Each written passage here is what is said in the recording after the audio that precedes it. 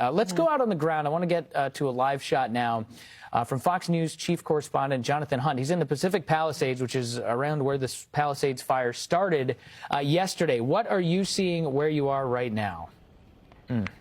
What we are seeing in a nutshell is the most extraordinary devastation I have seen from years of covering wildfires in Southern California. We're in one of the main residential streets in what is a packed residential neighborhood right now. We've been watching these two homes burn basically over the last 30 minutes, and I can tell you this, we don't have official figures yet, but when they come in, the number of homes burned just in this neighborhood, I have no doubt whatsoever is going to be in the hundreds. You look at this one here, this was burning high flames when we got here, two-story home. The top story, as you can see, already collapsed, and part of it collapsing into the home next door. You can see that one is now beginning to catch fire, and firefighters, frankly, are still on a life-saving mission, not a property-protecting mission in situations like this. So that house is probably going to go too, and we bring you back to another one next door, and you can look straight through the front door. That is an apocalyptic scene. Everything that anybody had in that home, and there goes the wall. There goes the front wall of that home. Just another scene like so many we have seen and witnessed over the last 24 hours, just collapsing as the fire rages through it. And as we turn to Brian, our cameraman's right here, and look up the street, there is nothing.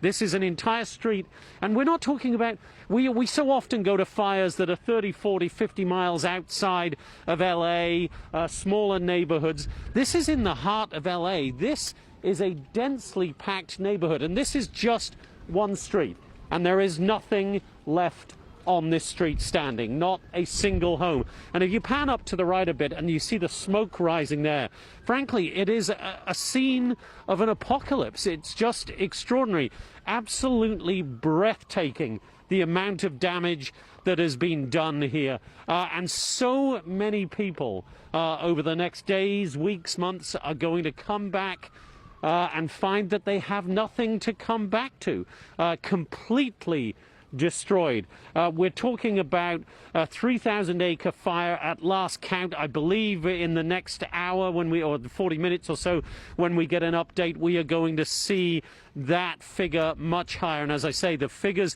in terms of the homes, the buildings, the businesses destroyed.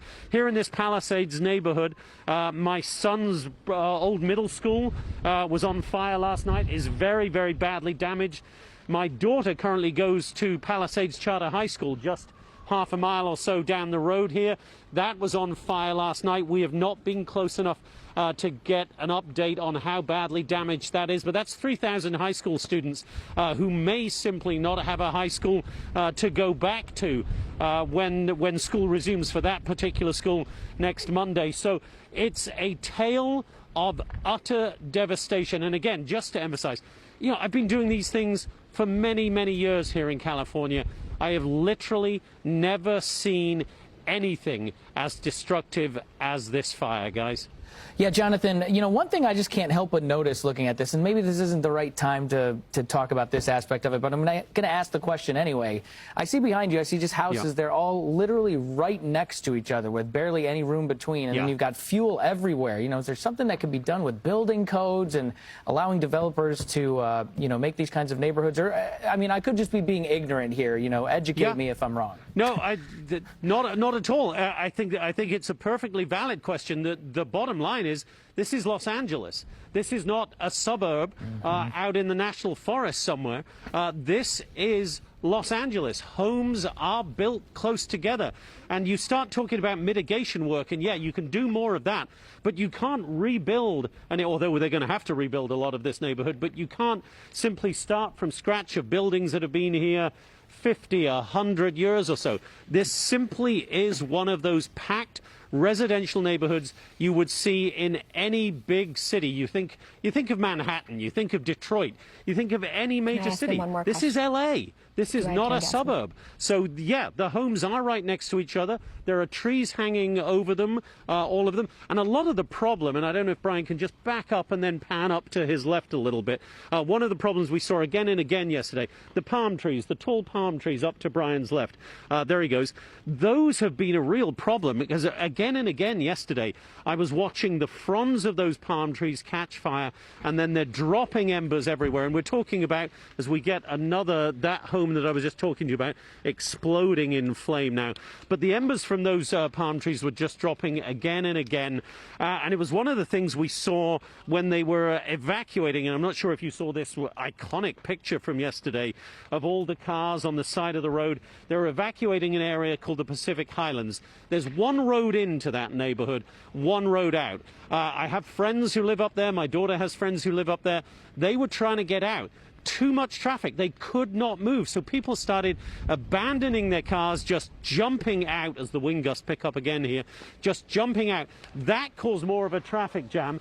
Firefighters then had to tell people, you can't come down here. You've got to stay in your homes. That's the safest place for you, even though the flames were coming directly to their homes. So, yeah, it's a problem of building, but these are homes that weren't built in the last 10 years. This neighborhood has been here for a very long time. So, but you're absolutely right. It's going to prompt some long, hard thinking from developers and officials alike as they deal with, I think, what is going to turn out to be one of the worst natural disasters in terms of property destruction, at least, in the history of Southern California.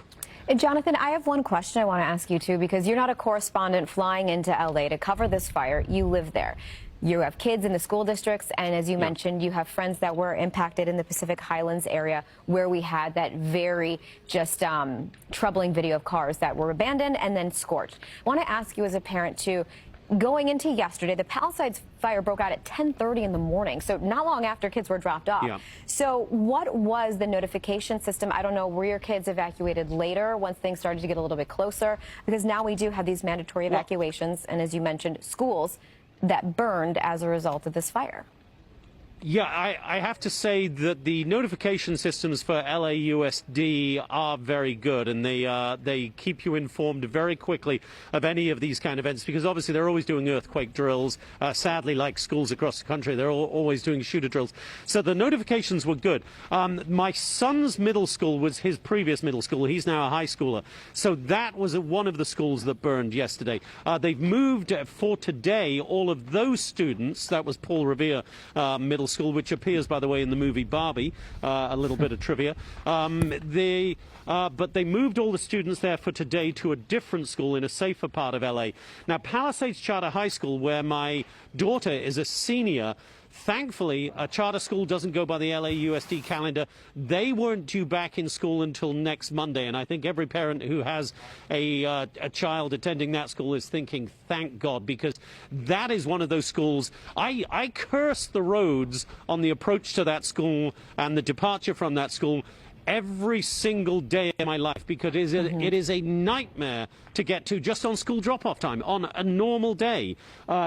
Goodness knows what that scene would have been like, with flames knocking at the front door of that school and every panicked family trying to pick up their kids. So for the grace of God, they weren't in school yesterday, and that is a very good thing. A lot of schools are now being relocated in the neighborhood. The students are being relocated for the future. But, you know, Palisades High School, we may have thousands of kids going back to remote learning for the rest of the school year, depending on how bad the damage is. We'll have to wait and see as the sun comes up now.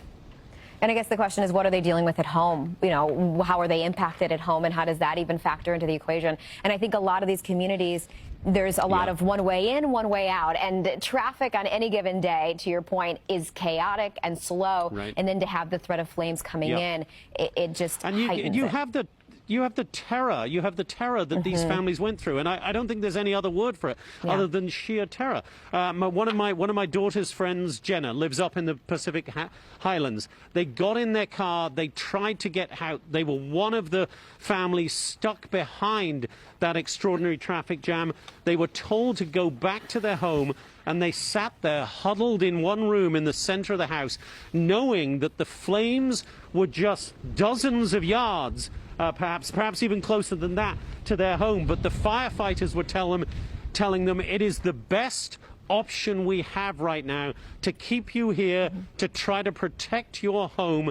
Just stay there, don't move. So you've got a mother sitting there, a father sitting there with their children, just thinking, I am utterly helpless. I have to do my best to protect my children, but I cannot get out. There is no way out. So you're just hoping and praying that the firefighters are able to keep the flames from your home. In most of the cases, as I understand up there, we've not got any word of serious injuries or deaths as yet.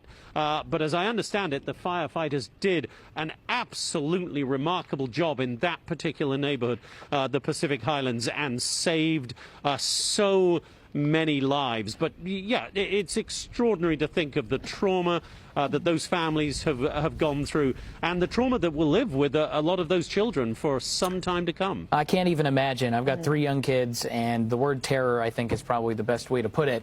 Jonathan Hunt, thank you so much for that extremely detailed report. Somebody who has just such great knowledge of the area. I feel like I learned a lot just listening to you, and I'm sure the viewers did too. We'll check back in a little bit.